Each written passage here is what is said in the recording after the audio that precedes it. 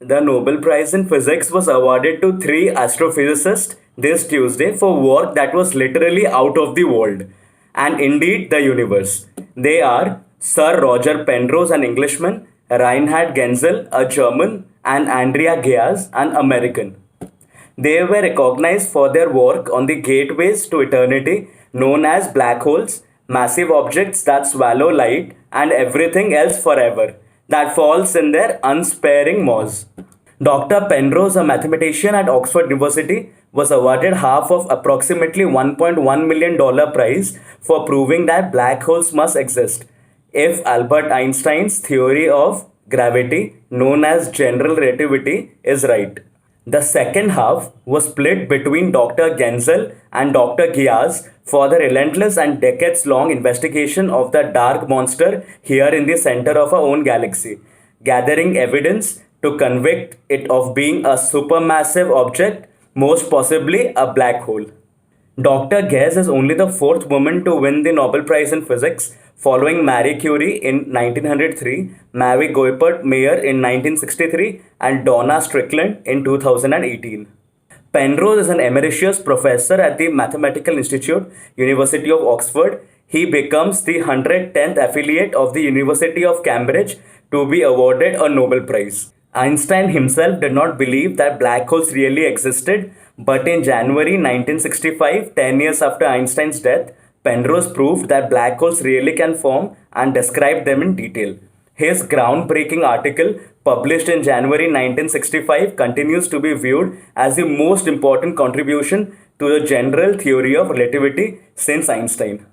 Penrose arrived at St. John's in 1952 as a graduate student and completed his PhD thesis on tensor methods in algebraic geometry in 1957. He remained at the college as a research fellow until 1960 and was elected as an honorary fellow in 1987. Penrose is the college's sixth Nobel Prize winner in physics and 10th Nobel Prize laureate overall. Heather Hancock, current master of St. John's, said, "We are delighted to see Sir Roger Penrose receive the recognition and accolade of the Nobel Prize for his outstanding contribution to physics. His groundbreaking proof of the formation of black holes is a landmark contribution to the application of Einstein's general theory of relativity.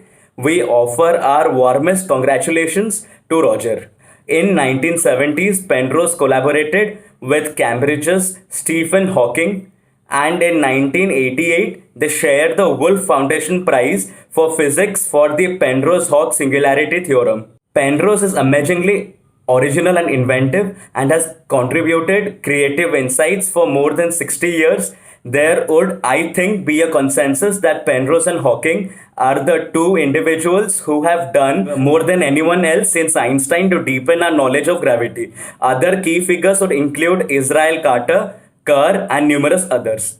Sadly, this award was way too delayed to allow Hawking to share the credit with Penrose. It was Penrose, more than anyone else, who triggered the renaissance in relativity in the 1960s through his introduction of new mathematical techniques. He introduced the concept of a trapped surface. On the basis of this concept, he and Hawking, more than a decade younger, together showed that the development of singularity, where the density goes infinite, was inevitable once a threshold of compactness had been crossed, even in a generic situation with no special symmetry. This crucial discovery formed up the evidence for a Big Bang and led to a quantitative description of black holes. More information about this could be found in a paper titled Singularities of Gravitational Collapse and Cosmology, co-written by Stephen Hawking and Sir Roger Penrose. A new theorem on space-time singularity was presented in the paper, which largely incorporated and generalized the previously known result. The theorem implies that space-time singularity are to be expected if either the universe is spatially closed or there is an object undergoing relativistic gravitational collapse, existence of a trapped surface, or there is a point P whose past null cone encounters sufficient matter that the divergence of the null rays through P changes sign somewhere to the past of P. That is, there is a minimum apparent solid angle as viewed from P for small objects of a given size. The theorem applies if the following four physical assumptions are made. First, Einstein's equations hold with zero or negative cosmological constant. Second, the energy density is nowhere less than minus each principal pressure nor less than minus the sum of three principal pressures, the energy condition. Third, there are no closed time-like curves. Fourth, every time-like or null geodesic enters a region where the curvature is not specially aligned with the geodesic. This last condition would hold in any sufficiently general physically realistic model.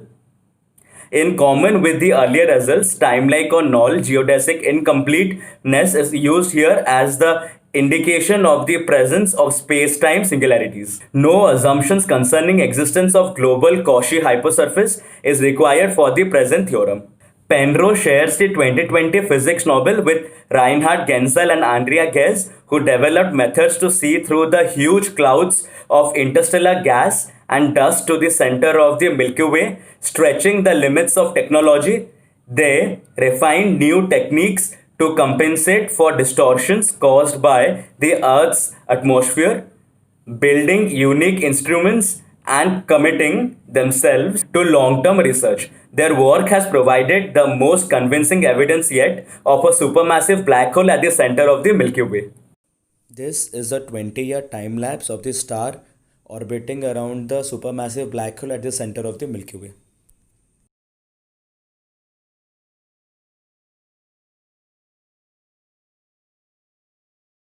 Thank you. I hope you liked my video. If you like this video, give my channel a subscribe. I hope you learned something new today. Thank you and see you in the next video.